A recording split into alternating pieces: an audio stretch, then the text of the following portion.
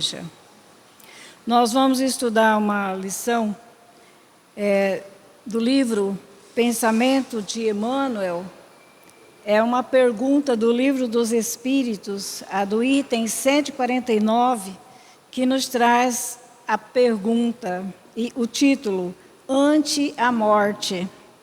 E a pergunta é: que sucede à alma no instante da morte? O que acontece, com a alma no instante da morte? A resposta: volta a ser espírito, isso é, volve ao mundo dos espíritos, donde se apartara momentaneamente. Então, a resposta é que voltamos ao mundo espiritual, da onde tínhamos apartado momentaneamente, E Emmanuel nos complementa algo mais sobre essa pergunta e essa resposta, dizendo: tranquiliza, desse modo, os companheiros que demandam o além, suportando corajosamente a despedida temporária. E honra-lhe a memória, abraçando com nobreza os deveres que te legaram. Então, esse é o nosso dever, de estarmos sempre corajosamente sabendo que é uma despedida temporária e que devemos cumprir os nossos deveres, que são para todos nós como uma lembrança boa daquele irmão que saiu de perto de nós fisicamente. Aí Emmanuel prossegue dizendo: além do seu papel eminentemente esclarecedor, caracterizando a base de sua filosofia, da sua sabedoria, tem o Espiritismo outra função, não menos importante, junto à criatura humana, sujeita por efeito da própria condição de nosso orbe, às mais dolorosas vicissitudes, as mais dolorosas mudanças, da nossa vida, no campo moral e físico. E há de confortá-la, de consolá-la nos instantes cruciais da nossa existência. Então, Emmanuel está nos dizendo que o Espiritismo tem, além da sua sabedoria, nos traz conforto, nos traz consolo nesses momentos da nossa vida. Apesar da velhice, abre aspas, da velhice do mundo, e não tão menor, abre aspas, velhice das religiões, fecha aspas. Sob o ponto de vista da cronologia, muito pouca gente costumou-se com a separação dos entes queridos, em consequência da morte ou desencarnação. Então, isso aí é uma falta em nós, que não aprendemos na nossa religião, muitas vezes, sobre esse acontecimento, sobre essa separação do corpo físico, momentaneamente. A dor de quem fica é bem o sabemos, motivada pela falsa e errônea ideia de que a morte seja o fim. Então, por isso a gente sofre muito, Quando um ente amado nosso sai de perto de nós, a gente sempre tem essa ideia de que é o fim. O fim separando para todo o sempre, irreparavelmente, os que partem dos que ficam na ribalta do mundo. Então, a gente entende que é uma separação, irreparável. É bem verdade que as religiões orientais apontaram sempre a morte por simples fenômeno de separação da alma e do corpo, com a continuidade por aquela em lugares de gozo ou sofrimento de sua vida. Então, é comparado, é uma grande verdade que a gente aprendeu esse fenômeno da morte, ou a gente vai ter um gozo do que fez, ou então a gente vai passar pelo sofrimento da vida. Esse é o nosso entendimento. Nem por isso, porém, tais mensagens de imortalidade ressoaram positivas e beneficantemente na inteligência humana. Apesar de todos os preceitos imortais das religiões que precederam a doutrina dos espíritos, a perca do ente amado ainda percute como tragédia de angústia e sofrimento para familiares e amigos mais chegados. Então, ainda guardamos, né, como uma tragédia, tanto na nossa família como daqueles amigos que partem, é para nós uma tragédia.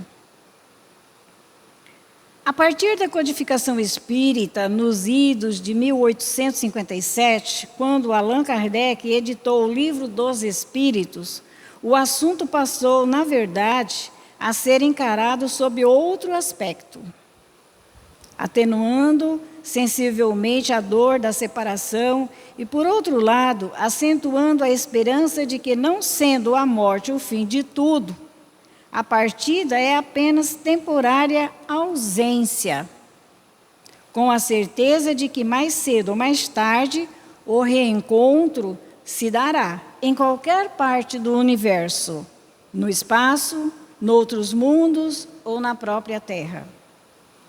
Não se vá dizer que esta compreensão espírita nos tornará insensíveis à dor ante a partida de um ente querido, familiar ou não.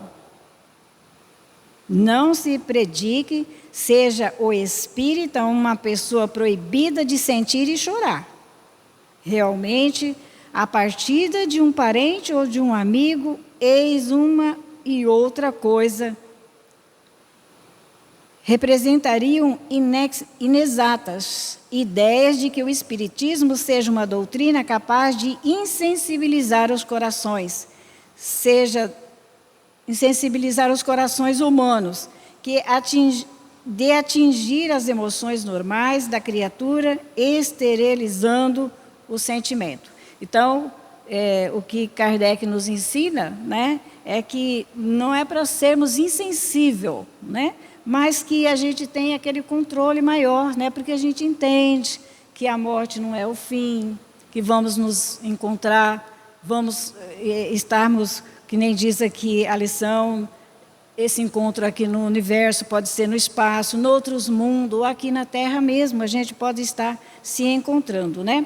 Não significa que a gente deva se tornar insensível ao desencarne, à morte de um ser amado, né? O conhecimento e a assimilação doutrinário evangélico têm a faculdade de fortalecer-nos o espírito e o coração, tornando-nos capazes de, pela fé, pela certeza da imortalidade, chorarmos sem dúvida o desenlace do ser amado, sem, contudo, confiar-nos ao pranto enfermiço, doentio, porém improdutivo e que nunca se acaba. Então, é isso que a doutrina espírita nos ensina, né? Chorarmos, mas com aquele controle devido, sempre com a nossa fé, que o outro continua vivo, fora do corpo, mas sem aquele choro, né? Que nos traz até enfermidades, nos traz doenças, né? E são improdutivas, porque vamos adoecer e não vamos ajudar, né? A morte, noutra coisa, não é senão uma viagem, que a gente pense assim, né? O fulano, a fulana viajou. É uma viagem quase sempre mais longa que o espírito realiza. E o reencontro, abre aspas, com o morto, muitas vezes se dá com muito maior brevidade do que nas viagens comuns aqui na Terra, de pessoas encarnadas. Então, ele está nos dizendo que a gente pensa que acabou aquele choro, aquele sofrimento, né? Até adoecemos, mas muitas vezes nós podemos ter um encontro com o desencarnado muito mais breve que a gente se espera, né? E essa viagem dele é muito mais rápido a gente se encontrar com o desencarnado do que as viagens que fazemos aqui na Terra, nós os encarnados. Não raro, especialmente num país como o Brasil, de imensa extensão territorial, um parente ou um amigo despede-se de nós e durante 20, 30 ou 40 anos não se dá o reencontro, e às vezes nunca mais ele é visto por nós, quando encarnado. No fenômeno que o mundo impropriamente denomina morte, muitas vezes a criatura que desencarnou volta ao convívio dos seus na condição de filho, sobrinho ou o que for, 2 ou 3 anos depois. Olha, é bem mais rápido, né, do que imaginamos. Essa compreensão de que a morte não é o fim, mas um episódio inevitável de transição, não impede o espírito de verter lágrimas ante o corpo inerte do ser amado. Emmanuel, na mensagem ante os que partiram, pondera: nenhum sofrimento na terra será comparável ao daquele coração que se debruça sobre outro coração regelado e querido, que o atalte transporta para o grande silêncio. Então é reconhecível, né, que sintamos, que choremos, mas não que transformemos em uma tragédia para a nossa vida e para a vida do outro também. A compreensão espírita apenas não o deixa eternizar o sofrimento. Olha aí, o entendimento espírita não nos deixa eternizar o sofrimento. Pois sabe que a separação é temporária e que, além disso, a vida física não é a principal para as almas. A vida física não é a principal para as almas, malgrado sua importância, apesar da sua importância, né? Mas simples etapa destinada a favorecer-lhes os resgates de erros. Essa é a finalidade da nossa etapa de estarmos no corpo físico, para o resgate dos nossos erros, o aprendizado indispensável, a conquista da perfeição. A nosso ver, em nome da doutrina espírita, ninguém deve reter as lágrimas sinceras, ninguém. Abundantes ou discreta, segundo as condições emocionais de cada um de nós, que, no instante da separação, brotam dos olhos de quem fica. Nossa ideia a esse respeito é de que não devemos converter o pranto das primeiras horas ou dos dias de inconformação, expressão de revolta, de insubmissão às leis divinas, que são sempre o espírita esclarecido, bem o sabe, do amor e misericórdia, da sabedoria e da magnanimidade. Há ainda, sob o ponto de vista doutrinário, outros aspectos que situam o Espiritismo por mensagem altamente consoladora ante o multimilenário problema da morte. Pelas abençoadas vias da mediunidade, os que ficam podem se comunicar com os que se foram, como se o corpo físico ainda estivessem sentindo-lhes as emoções, identificando-lhes as ideias, reconhecendo-lhes os hábitos e os pontos de vista. Veja que maravilha. E Allan Kardec diz que todos nós somos médiuns, né? Então, quando acontece conosco essa separação temporária através do fenômeno morte, nós, como médium, podemos nos encontrar na vida espiritual, na hora do sono, né? Nós vamos se encontrar com aquele ente querido e sentir todas as sensações. Ele pode sentir que está no corpo físico, né? Sentir também as emoções, identificar as ideias, né? Conversarmos uns com os outros, falarmos às vezes até de coisas recentes, mas quando estava no corpo físico, né? Reconhecendo os hábitos e os pontos de vista. Veja bem. A gente, né, se identifica, porque todos somos médiuns, todos nós emitimos pensamentos e recebemos pensamentos. E na hora do sono, a gente pode ter esse encontro que vai nos fazer bem, para todos, né? A mediunidade maravilhosa, ponte que liga o mundo físico ao espiritual, a terra ao espaço. Através da mediunidade, nós ligamos os encarnados aos desencarnados, né? A Terra ao espaço. Descerra as portas do infinito, possibilitando o amoroso reencontro das almas desencarnadas com as almas encarnadas. Além da mediunidade, que proporciona ainda, algumas vezes, a materialização ou corporificação dos que se foram, temos os sonhos espíritas, quando podemos estreitar nos laços e envolver nas vibrações puras do amor, do carinho dos seres amados. Olha aí, nós temos tantas possibilidades, né, desse encontro, desse abraço fraterno com os nossos seres que antecederam a nós, né, a vida espiritual. Recebemos o carinho também, né, emitir o nosso carinho a eles. E Emmanuel continua: maravilhosa doutrina que luariza de esperança a noite de nossas vidas. Veja bem, dilo com rara e bela definição o espírito de Escol, que traduziu pelo mundo, no solo glorioso da França, com o nome respeitável de Leon Denis. Como se observa, tem os espíritas elementos muito sérios. Quando a gente tem um entendimento espírita, temos elementos muito sérios, racionais e profundos, de ordem filosófica, para considerarem e conceituarem a nossa doutrina como a mais consoladora, a que maior soma de conforto pode dispensar ao homem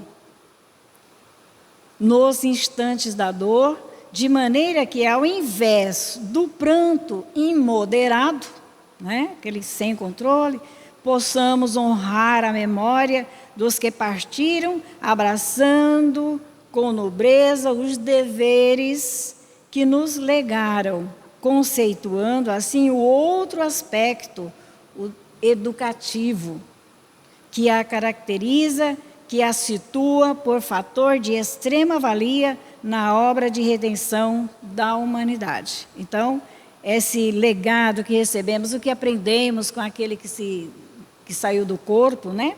No campo da educação, né? A gente deve estar sempre buscando também vivenciar no campo dos deveres, né, que ele cumpria ou ela aqui na Terra, devemos também, né, buscar realizar, porque assim vamos estar cada vez mais ligados uns aos outros.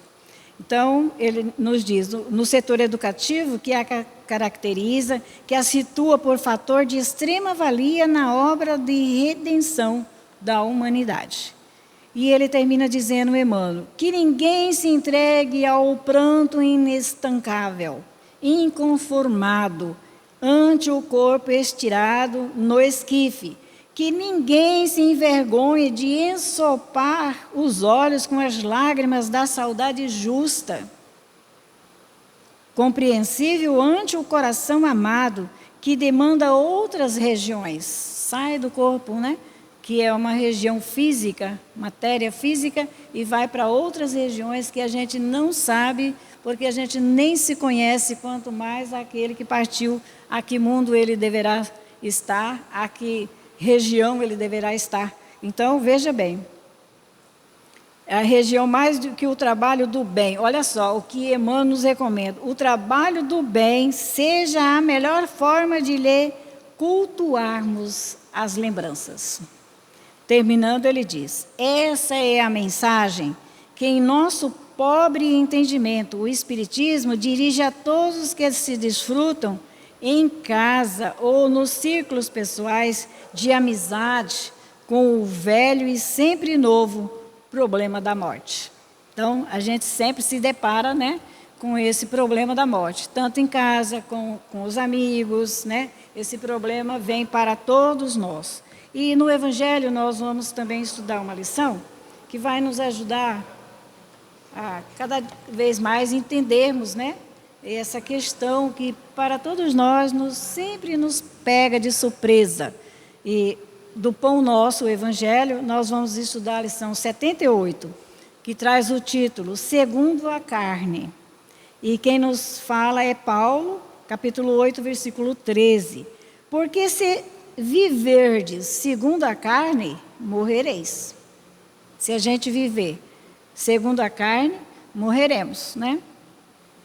Mas quando temos o conhecimento da doutrina espírita, a gente se eleva mais alto, a gente tem um pensamento mais aguçado, né? De que o outro saiu do corpo. Quantas vezes também já saímos, já voltamos, a gente não se recorda.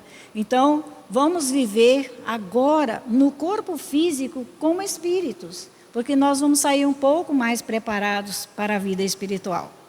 Para quem vive segundo a carne, isso é, de conformidade com os impulsos inferiores, a estação de luta terrestre não é mais que uma série de acontecimentos vazios. Tudo que nos acontece aqui, chega uma hora, né, que a gente parece se sentir vazio.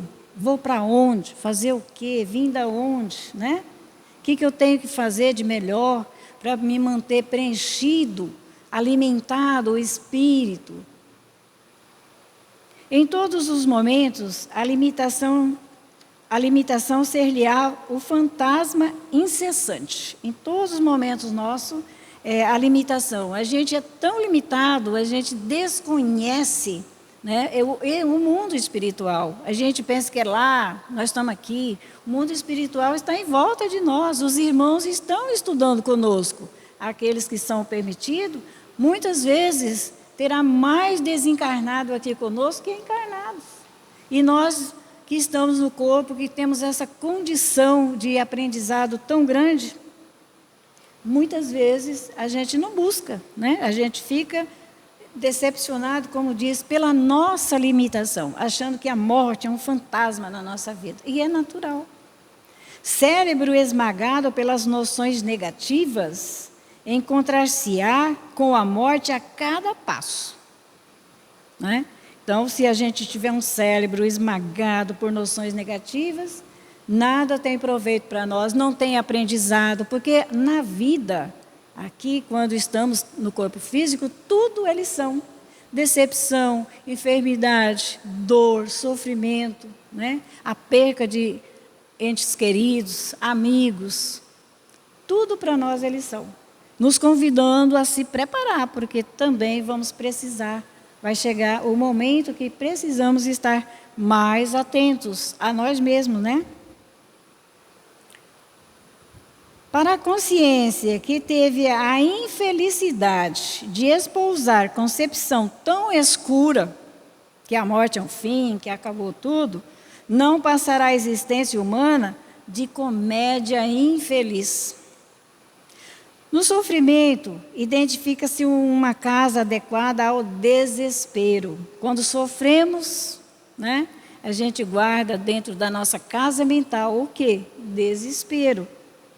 No trabalho, destinado à purificação espiritual, onde a gente tem que se esforçar, passar por tantas dificuldades, né, para a gente aprender, para a gente entender, compreender os outros e a gente mesmo, e trabalhar junto, e se dedicar, né, como irmãos uns dos outros. Ele diz assim, no trabalho destinado à purificação espiritual, sente o clima de revolta. Ah, mas eu tenho que fazer tanto, né, já me esforço, trabalho tanto, ainda tenho que trabalhar em benefício dos outros, porque depois que temos o conhecimento, já fizemos esse trabalho em nós. Nós já temos a responsabilidade maior do que os outros que não entendem.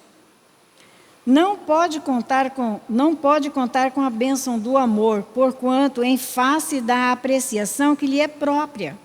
Os laços afetivos são meros acidentes no mecanismo dos desejos eventuais. Então, veja bem, a gente não conta como bênção de amor os acontecimentos da nossa vida. É uma bênção para mim. Onde que é uma bênção eu estar sofrendo, né? Doente, precisando de ajuda dos outros. A gente não abençoa esse momento. E é uma bênção. Por quê? Porque a gente não aprecia esse momento como um bem para nós, né? E o que acontece com os outros, ou com os nossos, os laços afetivos nossos, a gente diz que coisas que acontecem com todos, não tem sensibilidade, né? Não busca ajudar, compartilhar. E Emmanuel diz, a dor benfeitora é conservadora do mundo. A dor benfeitora é conservadora do mundo. E lhe é intolerável a disciplina, constitui-lhe angustioso cárcere, e o serviço ao semelhante representa pesada humilhação. Olha aí que a gente comentou, né? Então, a dor, a gente não tem como benfeitora, né? E ela conserva o mundo, porque senão estaríamos mais avançados no mal. Mas quando a gente sofre, a gente começa a avaliar os momentos, né? A ajuda de alguém que foi tão prestativo, né, para nós. Mas as disciplinas no serviço espiritual, elas são para nós pesada humilhação. Eu estar ali naquele recinto onde eu sei que tem tanta dificuldade de entendimento, de condições financeiras, e eu ter que estar ali é humilhante para mim, porque o conhecimento a gente não tem do bem que nos faz estar junto de todos aqui na Terra. Nunca perdoa, não sabe renunciar, dói-lhe ceder em favor de alguém, olha só. E quando ajuda, exige do beneficiado a subserviência do escravo. Como a gente age diferente, né? Daquilo que Jesus nos ensinou. Nunca perdoa, não sabe renunciar, mesmo que você esteja certo, o outro errado, a situação, né, que a gente pode apreciar como bênção, mas a gente não sabe renunciar, a gente não sabe ceder, né? Desditoso o homem que vive, respira e age segundo a carne. Olha só. Desditoso o homem que vive, respira e age segundo a carne. Os conflitos da posse atormentam-lhe o coração, por tempo indeterminado, com o mesmo calor da vida selvagem. Olha como que a gente muda, né? Estando nós mais dedicados a esses conflitos, né, da carne, e a gente está ali só pensando em ganhar mais, em ter mais, a posse, né? Seja a posse daquilo que a gente entender.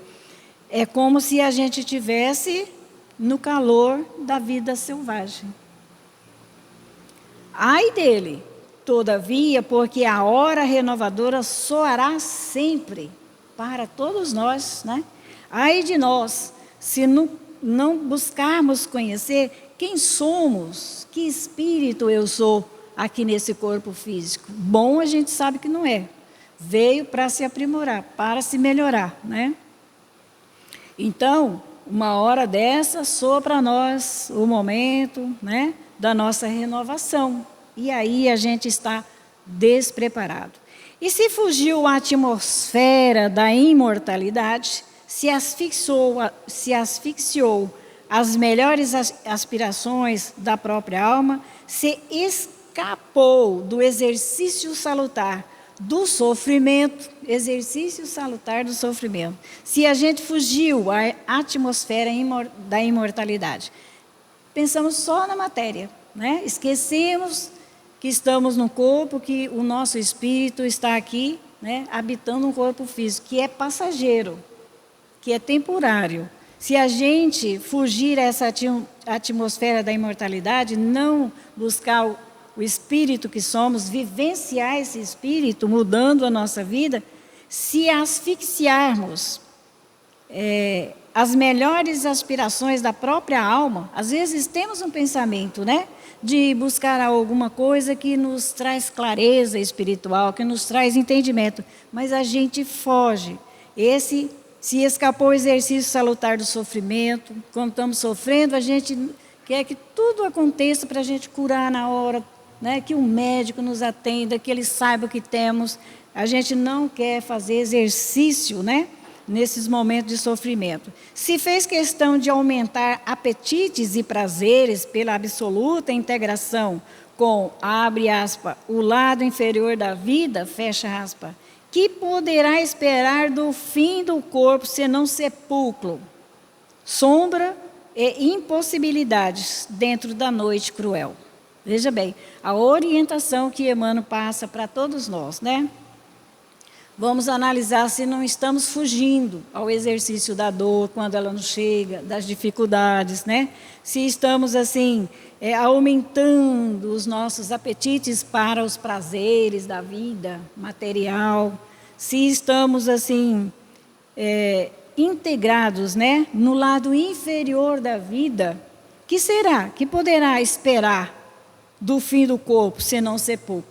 Eu tenho que aproveitar porque eu morro, não sei o dia que eu parto, né, através do fenômeno morte, e aí eu tenho que adquirir, e chega esse momento, apenas vamos ser levados para o sepulcro, e a sombra é impossibilidades dentro de nós, e é uma noite cruel. A gente se sente perturbado, a gente se sente perdido na vida espiritual, porque nós vamos nos ver vivos, né, em movimentos, e não vamos aceitar, porque a gente não buscou compreender no corpo físico, porque estamos na escola.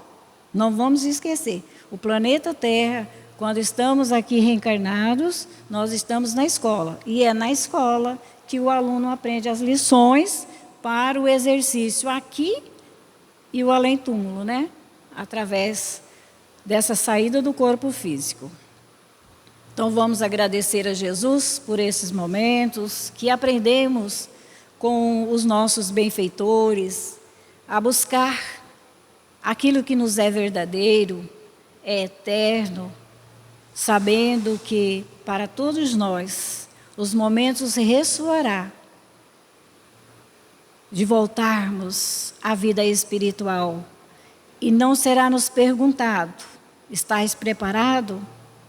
Nós temos que atender às leis divinas, ser submisso a essas leis e buscar, como sabemos, que também não estamos desamparados, mas será para nós, com grande dificuldade, aportarmos a vida espiritual despreparados, sempre envolvidos com a matéria. Mas vamos agradecer a Jesus por estarmos aqui na Terra, nesse corpo material, para que possamos agir, Jesus, e sublimar o nosso espírito, quando aqui estamos buscando esclarecer a nossa consciência, buscando abrir o nosso coração e realizar as tarefas às quais todos nós somos comprometidos. Fica conosco, Jesus, ajude-nos a não nos afastarmos de Ti. É a prece do nosso coração. Que assim seja.